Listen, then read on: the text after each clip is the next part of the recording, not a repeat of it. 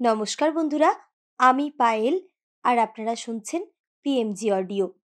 এখন আমি আপনাদের পড়ে শোনাচ্ছি বনফুলের লেখা গল্প অবর্তমান। গল্পটি শুনতে আপনাদের কেমন লাগলো নিচে কমেন্ট করে জানান।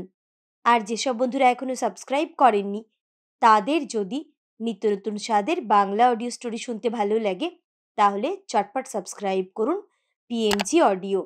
আর আপনাদের ভালো লাগার গল্পগুলো শেয়ার করে নিন পরিচিত বন্ধুবান্ধব বা আত্মীয় স্বজনের সঙ্গে। শুরু করছি আজকের গল্প অবর্তমান। সমস্ত দিনটা বন্দুক কাঁধে করে একটা চখার পিছনে ঘুরে ঘুরে ক্লান্ত হয়ে পড়েছিলাম। যারা কখনো এ কাজ করেননি তারা বুঝতে পারবেন না হয়তো যে ব্যাপারটা ঠিক কী জাতীয়। ধু ধু করছে বিরাট বালির চর, মাঝে মাঝে ঝাউ গাছের ঝোপ, এক ধার দিয়ে শীতের শীর্ণ গঙ্গা বইছে। চারিদিকে জনমানবের চিহ্ন নেই। হু হু করে তীক্ষ্ণ হাওয়া বইছে একটা।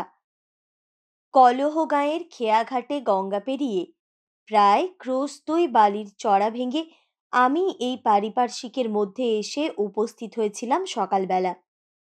সমস্ত দিন বন্দুক কাঁধে করে ঘুরে বেড়াচ্ছি। বালির চর ভেঙে ভেঙে কতখানি যে হেঁটেছি, খেয়াঘাট থেকে কত দূরেই বা চলে এসেছি তা খেয়াল ছিল না। তবে মনে হচ্ছিল সারা জীবন ধরে যেন হাঁটছি, অবিশ্রান্ত হেঁটে চলেছি। চতুর চখাটা কিছুতেই আমার বন্দুকের মধ্যে আসছে না, ক্রমাগত এড়িয়ে এড়িয়ে উড়ে পালাচ্ছে। আমি এ অঞ্চলে আগন্তুক, এসেছি ছুটিতে বন্ধুর বাড়িতে বেড়াতে। আমি নেশাখোর লোক, একটি আধটি নয়, 3টি নেশা আছে আমার: ভ্রমণ, সঙ্গীত এবং শিকার। এখানে এসে যেই শুনলাম খেয়াঘাট পেরিয়ে কিছু দূর গেলেই গঙ্গায় পাখি পাওয়া যাবে, লোভ শুনে মনে করবেন না যে আমি মাংস খাবার লোভেই পাখি মারতে বেরিয়েছি। তা নয়, আমি নিরামিষাশী, আলু ভাতে ভাত পেলেই আমি সন্তুষ্ট। খেয়াঘাট পেরিয়ে সকালে চরে এসে প্রথম যখন পৌঁছলাম তখন হতাশ হয়ে পড়তে হলো আমাকে। কোথায় পাখি? ধু ধু করছে বালির চড়া, আর কোথাও কিছু নেই। গঙ্গার বুকে দু একটা উড়ন্ত মাছরাঙা ছাড়া পাখি কোথায়? বন্দুক কাঁধে করে ঘুরে ঘুরে বেড়াচ্ছি, এমন সময়ে কাঁ শব্দটা কানে এলো। কয়ে চন্দ্রবিন্দু আকার আর অয়ে চন্দ্রবিন্দু আকার দিয়ে যে শব্দটা হয়, চখার শব্দটা ঠিক সেরকম নয়, তবে অনেকটা কাছাকাছি বটে। কাঁ শুনেই বুঝলুম চখা আছে, কোথাও কাছে পিঠেই। একটু এগিয়ে গিয়ে দেখি, হ্যাঁ ঠিক চখাই বটে। কিন্তু আশ্চর্য হয়ে গেলাম মাত্র একটি দেখে। চখারা সাধারণত জোড়ায় জোড়ায় থাকে। বুঝলাম দম্পতির একটিকে কোনো শিকারী আগেই শেষ করে গেছেন। এটির ভবযন্ত্রণা আমাকেই ঘোচাতে হবে। সাবধানে এগুতে লাগলাম। কাঁ করে চখা উড়ে গেল। উড়বে জানতাম, চখা মারা সহজ নয়। দাঁড়িয়ে রইলাম খানিকক্ষণ। বেশ খানিকক্ষণ ঘুরপাক খেয়ে আবার সাবধানে এগুতে লাগলাম। কাছাকাছি এসেছি, বন্দুকটি বাগিয়ে বসতে যাব, আর অমনি কাঁ উড়ে গেল। বিরক্ত হলে চলবে না, চখা শিকার করতে হলে ধৈর্য চাই। এবারে চখাটা একটু কাছেই বসল, আমিও বসলাম। উপর্যুপরি তাড়া করা ঠিক নয়, একটু বসুক। একটু পরেই উঠলাম আবার। আবার ধীরে ধীরে এগুতে লাগলাম, কিন্তু উল্টো দিকে। পাখিটা মনে করুক যে আমি তার আশা ছেড়ে দিয়েই চলে যাচ্ছি যেন। কিছু দূর গিয়ে ওধার দিয়ে ঘুরে তারপর বিপরীত দিক দিয়ে কাছে আসা যাবে। বেশ কিছুক্ষণ ঘুরতে হলো, প্রায় মাইল খানেক। গুড়ি মেরে মেরে খুব কাছেও এসে পড়লাম, কিন্তু তাক করে ঘোড়াটি যেই টিপতে যাব, আর অমনি কাঁ। ফের উড়ল। উড়তেই লাগলো অনেকক্ষণ ধরে, কিছুতেই আর বসে না। অনেকক্ষণ পরে বসলো যদিও, কিন্তু এমন একটা বেখাপ্পা জায়গায় বসলো যে সেখানে যাওয়া মুশকিল। যাওয়া যায়, কিন্তু গেলেই দেখতে পাবে। আমার কেমন রোখ চড়ে গেল, মারতেই হবে পাখিটাকে। সোজা এগিয়ে চললাম। আমি ভেবেছিলাম একটু এগুলেই উড়বে, কিন্তু উড়ল না। যতক্ষণ না কাছাকাছি হলাম, ঠায় বসে রইল। মনে হলো অসম্ভব বুঝি সম্ভব হয়। কিন্তু যেই বন্দুকটি তুলেছি, আর অমনি কাঁ। এবারেও এমন জায়গায় বসলো যার কাছে পিঠে কোনো আড়াল আবডাল নেই, চতুর্দিকেই ফাঁকা। কিছুতেই বন্দুকের নাগালের মধ্যে পাওয়া যাবে না। বাধ্য হয়ে সোজা এগিয়ে গিয়ে উড়িয়ে দিতে হলো। এবারে গিয়ে বেশ ভালো জায়গায় বসলো। একটা ঝাউবনের আড়ালে আড়ালে গিয়ে খুব কাছাকাছিও আসতে পারলাম। এত কাছাকাছি যে তার পালকগুলো পর্যন্ত দেখা যেতে লাগলো। ফায়ার করলাম, লাগলো না। ঝোপে ঝোপে যা দু একটা ছোট পাখি ছিল তারাও উড়ল। মাছরাঙাগুলোও চেঁচাতে শুরু করে দিল। সমস্ত ব্যাপারটা থিতুতে আধ ঘন্টারও ওপর লাগলো। নদীর ঠিক বাঁকের মুখটাতেই বসলো আবার চখাটা গিয়ে। আমি বসেছিলুম একটা বালির ঢিপির ওপর। মুশকিল হলো, উঠে দাঁড়ালেই দেখতে পাবে। উঠলাম না। শুয়ে পড়ে গিরগিটির মতো বুকে হেঁটে হেঁটে এগুতে লাগলাম। কিন্তু কিছু দূর গেছি, আর অমনি কাঁ। আমার মাথাটাই দেখা গেল, না বালির স্তর দিয়ে কোনো রকম স্পন্দনই গিয়ে পৌঁছলো তার কাছে, তা বলতে পারি না। উঠে দাঁড়ালাম। রোখ আরও চড়ল। হঠাৎ নজরে পড়ল সূর্য অস্ত যাচ্ছে। নদীর জল রক্তরাঙা। পাখিটাও পাড়ের চরে গিয়ে বসেছে। সমস্ত দিন আমিও ওকে বিশ্রাম দিইনি, ও আমাকে দেয়নি। এখন দুজনে দুপারে। চুপ করে রইলাম। সূর্য ডুবে গেল। অস্তমান সূর্যকিরণে গঙ্গার জলটা যত জ্বলন্ত লাল দেখাচ্ছিল, সূর্য ডুবে যাওয়াতে ততটা আর রইল না। আসন্ন সন্ধ্যার অন্ধকারে স্নিগ্ধ হয়ে উঠল চতুর্দিক। সমস্ত অন্তরেও কেমন যেন একটা বিষণ্ণ বৈরাগ্য জেগে উঠতে লাগলো ধীরে ধীরে। পূরবী রাগিনী যেন মূর্ত হয়ে উঠল আকাশে, বাতাসে, নদী তরঙ্গে। হঠাৎ মনে পড়ল বাড়ি ফিরতে হবে। কত রাত হয়েছে জানি না। ঘুরে ঘুরে বেড়াচ্ছি গঙ্গার চরে চরে। রাস্তা হারিয়ে ফেলেছি। মধ্য গগনে পূর্ণিমার চাঁদ চতুর্দিক জ্যোৎস্নায় ভেসে যাচ্ছে। অনেকক্ষণ ঘুরে ঘুরে শেষে বসলাম একটা উঁচু জায়গা দেখে। অনেকক্ষণ চুপ করে বসেই রইলাম। এমন একা জীবনে আর কখনো পড়িনি। প্রথম প্রথম একটু ভয় করছিল যদিও, কিন্তু খানিকক্ষণ পরে ভয়ের বদলে মোহ এসে আমার সমস্ত প্রাণ, মন, সত্তা অধিকার করে বসল। আমি মুগ্ধ হয়ে বসে রইলাম। মুগ্ধ হয়ে প্রকৃতির অনাবিল সৌন্দর্য দেখতে লাগলাম। মনে হলো কত জায়গায় কতভাবে ঘুরেছি। প্রকৃতির এমন রূপ তো আর কখনো চোখে পড়েনি। রূপ নিশ্চয়ই ছিল, আমার চোখে পড়েনি। নিজেকে কেমন যেন বঞ্চিত মনে হতে লাগলো। তারপর সহসা মনে হলো আজীবন সব দিক দিয়েই আমি বঞ্চিত। জীবনের কোনো স্বাদটাই কি পুরোপুরি পূর্ণ হয়েছে? জীবনের তিনটি শখ ছিল: ভ্রমণ, সঙ্গীত, শিকার। ভ্রমণ করেছি বটে, ট্রেনে, স্টিমারে চেপে এখানে ওখানে গেছি, কিন্তু তাকে কি ভ্রমণ বলে? হিমালয়ের উচ্চ চূড়ায়, সাহারায় দিগন্ত প্রসারিত অনিশ্চয়তায়, ঝঞ্ঝাক্ষুব্ধ সমুদ্রের তরঙ্গে, হিমশীতল মেরু প্রদেশের ভাসমান তুষার পর্বত শৃঙ্গে যদি না ভ্রমণ করতে পারলাম, তাহলে আর কি হলো, সঙ্গীতেও ব্যর্থ কাম হয়েছি। সারেগামা সেধেছি বটে, কিন্তু সঙ্গীতের আসল রূপটি আলেয়ার মতো চিরকাল এড়িয়ে এড়িয়ে গেছে আমাকে। সেদিন অত চেষ্টা করেও বাগেশ্রীর করুণ গম্ভীর রূপটি কিছুতেই ফুটিয়ে তুলতে পারলাম না সেতারে। ঠিক ঘাটে ঠিকভাবেই আঙুল পড়েছিল, কিন্তু সেই সুরটি ফুটল না, যাতে আত্মসম্মানী গম্ভীর ব্যক্তির নির্জন রোদনের অবাঙ্ময় বেদন মূর্ত হয়। শিকারী বা কি এমন করেছি জীবনে? সিংহ, হাতি, বাঘ, গন্ডার কিছুই মারিনি। মেরেছি পাখি আর হরিণ।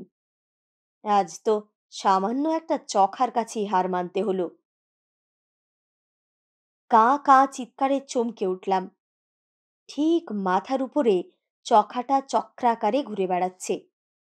পাখিরা সাধারণত রাত্রে তো ওড়ে না, হয়তো ভয় পেয়েছে কোনো রকমে। উৎসুক হয়ে চেয়ে রইলাম। কাঁ কাঁ করে আরো খানিকটা নেমে এলো।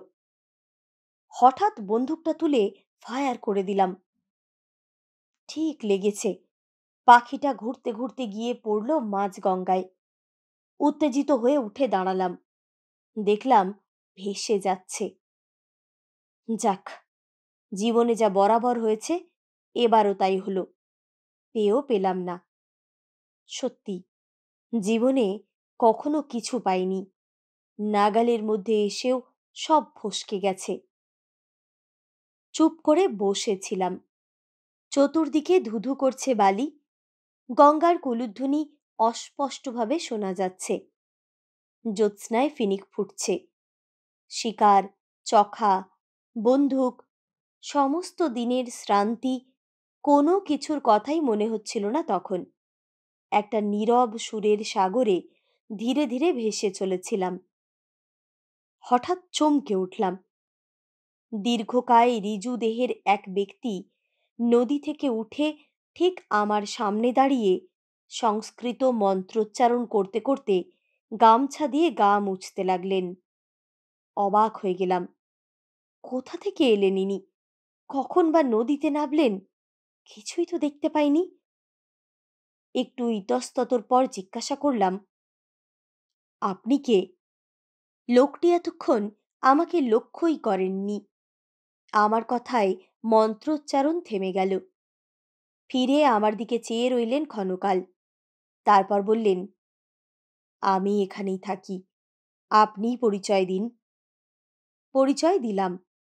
হো, রাস্তা হারিয়ে ফেলেছেন আপনি। আসুন আমার সঙ্গে, কাছেই আমার আস্তানা। দীর্ঘকায় ঋজু দেহ পুরুষটি অগ্রগামী হলেন। আমি তাকে অনুসরণ করলাম। একটু দূর গিয়েই দেখি একটি ছোট্ট কুটির। আশ্চর্য হয়ে গেলাম। সমস্ত দিন এ অঞ্চলে ঘুরে বেড়িয়েছি, এটা চোখে পড়েনি আমার। ছোট্ট কুটিরটি যেন ছবির মতন। সামনে পরিচ্ছন্ন প্রাঙ্গণ, চতুর্দিকে রজনীগন্ধার গাছ, অজস্র ফুল। অনাবিল জ্যোৎস্নায় ধরণীয় অন্তরের সহসা যেন পুষ্পায়িত হয়ে উঠেছে গুচ্ছ গুচ্ছ রজনীগন্ধার ঊর্ধ্বমুখ বিকাশে। মৃদু সৌরভে চারদিক আচ্ছন্ন। আমিও আচ্ছন্ন হয়ে দাঁড়িয়ে রইলাম। তিনি এসেই ঘরের ভিতরে ঢুকেছিলেন। একটু পরেই বেরিয়ে এলেন এবং শতরঞ্জি গোছের কি একটা পাততে লাগলেন। বসুন। বসে দেখলাম শতরঞ্জি নয়, গালিচা, খুব দামি নরম গালিচা। তিনিও এক প্রান্তে এসে বসলেন। বলা বাহুল্য, আমার কৌতূহল ক্রমশই বাড়ছিল। তবে কিছুক্ষণ চুপ করে রইলাম। তিনিও চুপ করে রইলেন। শেষে আমাকেই কথা বলতে হলো। সমস্ত দিন এ অঞ্চলে ঘুরেছি, কিন্তু আপনার দেখা পাইনি কেন ভেবে আশ্চর্য লাগছে। সব সময় সব জিনিস কি দেখা যায়? মুখের দিকে চেয়ে ভয় হলো। চোখ দুটো জ্বলছে। মানুষের নয়, যেন বাঘের চোখ। একটা গল্প শুনুন তাহলে। রাজা রামপ্রতাপ রায়ের নাম শুনেছেন? না, শোনবার কথাও নয়। দুজন রামপ্রতাপ ছিল, দুজনেই জমিদার। একজন সুদখোর আর একজন সুরখোর। সুরখোর? হ্যাঁ, ওরকম সুরপাগল লোক ও অঞ্চলে আর ছিল না। যত বিখ্যাত ওস্তাদদের আড্ডা ছিল তার বাড়িতে। আমার অবশ্য এসব শোনা কথা। আমার পাঞ্জাবে জন্ম। পাঞ্জাবি ওস্তাদের কাছেই গান বাজনা শিখেছিলুম। বাংলাদেশে এসে শুনলুম রামপ্রতাপ নামে নাকি একজন গুণী জমিদার আছেন, যিনি সুরের প্রকৃত সমজদার। প্রকৃত গুণীকে কখনো ব্যর্থ মনোরথ হতে হয়নি তার কাছে। গাড়িতে একজনের মুখে কথায় কথায় শুনলুম। তখনই যদি তাকে ঠিকানাটাও জিজ্ঞেস করতাম তাহলে ব্যাপারটা পরিষ্কার হয়ে যেত। কিন্তু তা না করে আমি সপ্তাহখানেক পরে আর একজনকে জিজ্ঞাসা করলুম, রাজা রামপ্রতাপ রায় কোথায় থাকেন? তিনি বলে দিলেন সুদখোর রামপ্রতাপের ঠিকানা। ডানকুনি স্টেশনে নেমে 10 ক্রোশ হাঁটলে তবে নাকি তার নাগাল পাওয়া যাবে। একদিন বেরিয়ে পড়লাম তার উদ্দেশ্যে। ডানকুনি স্টেশনে যখন নামলাম তখন বেশ রাত হয়েছে। সেদিনও পূর্ণিমা। স্টেশনে আর একজনকে জিজ্ঞেস করলাম। সুদখোর রামপ্রতাপ ও অঞ্চলে প্রসিদ্ধ লোক, সবাই চেনে। যাকে জিজ্ঞেস করলুম সে একটা রাস্তা দেখিয়ে দিয়ে বলল, সোজা চলে যান। চলতে লাগলাম। কতক্ষণ চলেছিলাম তা ঠিক বলতে পারি না। খানিকক্ষণ পরে দেখলাম একটা বিরাট প্রান্তরের মাঝখান দিয়ে হাঁটছি। চারিদিকে কেবল মাঠ আর মাঠ, কোথাও কিচ্ছু নেই। মনে হলো যেন শেষও নেই। কিছু দূরে গিয়েই হঠাৎ সামনে প্রকাণ্ড রাজবাড়িটা দেখা গেল, যেন মন্ত্র বলে আবির্ভূত হলো। সাদা ধবধব করছে, মনে হলো যেন মরমর পাথর দিয়ে তৈরি। মীরা, মিনারেট গম্বুজ, সিংহদ্বার সমস্ত দেখা গেল ক্রমশ। অবাক হয়ে দাঁড়িয়ে রইলুম খানিকক্ষণ, তারপর এগিয়ে গেলাম। প্রকাণ্ড সিংহদ্বারের দুপাশে দেখি দুজন বিরাটকায় দারোয়ান বসে আছে। দুজনেই নিবিষ্ট চিত্তে গোঁফ পাকাচ্ছে বসে বসে। ভিতরে ঢুকবো কিনা জিজ্ঞাসা করলুম, কেউই কোনো উত্তর দিল না, গোঁফই পাকাতে থাকল। একটু ইতস্তত করে শেষে ঢুকে পড়লাম, তারা বাধা দিলে না। ভিতরে ঢুকে দেখি বিরাট ব্যাপার। বিশাল জমিদার বাড়ি জমজম করছে। প্রকাণ্ড কাছারি বাড়িতে বসে আছে সারি সারি গোমস্তারা। কেউ লিখছে, কেউ টাকা গুনছে, কেউ কেউ কানে কলম গুজে খাতার দিকে চেয়ে আছে। সবারই গম্ভীর মুখ। সামনের চত্বরে বসে আছে অসংখ্য প্রজা সারি সারি। সবাই কিন্তু চুপচাপ, কারও মুখের টুঁ শব্দটি নেই। আমি তানপুরা ঘাড়ে করে এদিক ওদিক ঘুরে বেড়াতে লাগলাম। কেউ আমার দিকে ফিরেও চাইলে না। আমারও সাহস হলো না কাউকে কোনো কথা জিজ্ঞাসা করতে। আমি ঘুরেই বেড়াতে লাগলাম। আমার মনের ইচ্ছে রাজা রামপ্রতাপকে গান শোনাবো। কিন্তু হঠাৎ দেখতে পেলাম কিছু দূরে ছোট্ট একটা বাগান রয়েছে। বাগানের মধ্যে ধবধবে সাদা মার্বেল পাথরের উঁচু চৌতারা, আর সেই চৌতারার উপরে কে একজন ধবধবে সাদা তাকিয়া ঠেস দিয়ে প্রকাণ্ড একটা গড়গড়ায় তামাক খাচ্ছেন। গড়গড়ার কুণ্ডলি পাকানো নলের জড়িগুলো জ্যোৎস্নায় চকমক করছে। বাগানের ছোট্ট একটা গেট, গেটের দুধারে উর্দি চাপরাশ পরা দুজন দারোয়ান দাঁড়িয়ে আছে, ঠিক যেন পাথরের প্রতিমূর্তি। কেমন করে জানি না, আমার দৃঢ় ধারণা হলো ইনি রাজা রামপ্রতাপ। এগিয়ে গেলাম। দারোয়ান দুজন নিস্পন্দ হয়ে দাঁড়িয়ে রইল, বাধা দিল না। রাজা রামপ্রতাপের কাছাকাছি এসে ঝুঁকে প্রণাম করলাম একবার। তিনি গম্ভীরভাবে মাথাটি নাড়লেন একবার শুধু।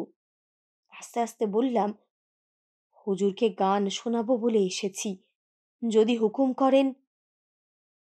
তিনি সোজা হয়ে উঠে বসলেন। হাতের ইঙ্গিতে আমাকেও বসতে বললেন। তারপর কখন যে আমি দরবারি কানাড়ার আলাপ শুরু করেছি আর কতক্ষণ ধরে যে সে আলাপ চলেছে তা আমার কিছুই মনে নেই। যখন হুঁশ হলো তখন দেখি এক ছড়া মুক্তোর মালা তিনি আমার গলায় পরিয়ে দিচ্ছেন। মালাটা দেখবেন? কুটিরের ভেতরে ঢুকে গেলেন তিনি।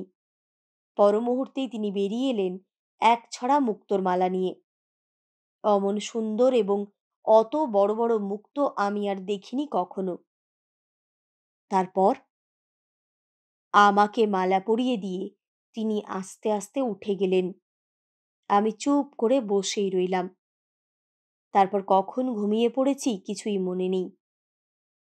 সকালে যখন ঘুম ভাঙল তখন দেখি রাজবাড়ি, কাছারি, চৌতারা, লোকজন কোথাও কিচ্ছু নেই।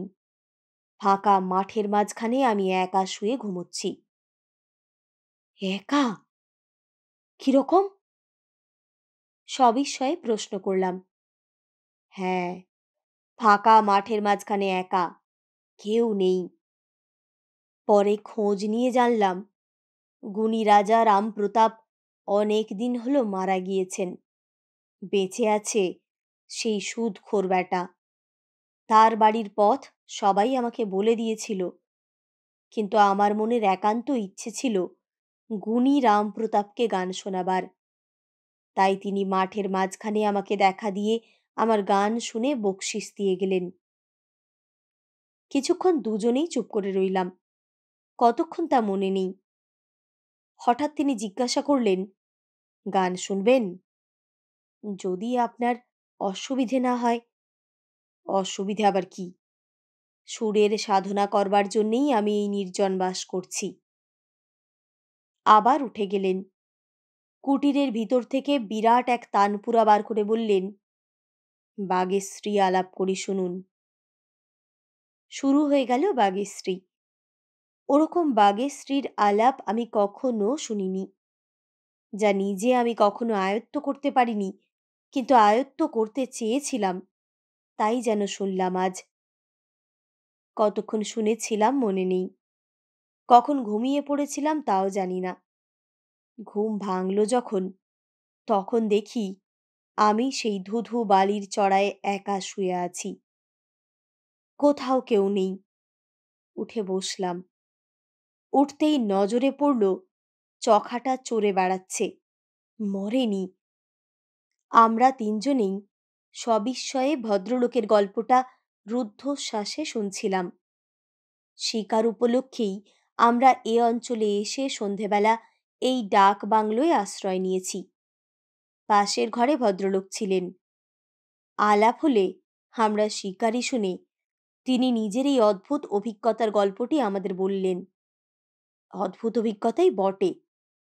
জিজ্ঞাসা করলাম, তারপর? তারপর আর কিছু নেই। রাত হয়েছে, এবার শুতে যান। আপনাদের তো আবার খুব ভোরেই উঠতে হবে। আমারও ঘুম পাচ্ছে। এই বলে তিনি আস্তে আস্তে উঠে নিজের ঘরে ঢুকে গেলেন। আমরা কিছুক্ষণ চুপ করে বসে রইলাম। তারপর হঠাৎ আমার কৌতূহল হলো, কোন অঞ্চলের গঙ্গার চরে এই কাণ্ড ঘটেছিল জানতে পারলে আমরাও একবার জায়গাটা দেখে আসতে পারতাম। জিজ্ঞাসা করার জন্য পাশের ঘরে ঢুকে দেখি ঘরে কেউ নেই। চারিদিকে দেখলাম, কেউ নেই। ডাক বাংলোর চাপরাশিকে জাগিয়ে প্রশ্ন করলাম, পাশের ঘরে যে ভদ্রলোক ছিলেন তিনি কোথাকার লোক? চাপরাশি উত্তর দিল, পাশের ঘরে তো কোনো লোক নাই। গত 2 সপ্তাহের মধ্যে এখানে আর কেউ আসেনি। এই ডাক বাংলোয় কেউ বড় একটা আসতে চায় না।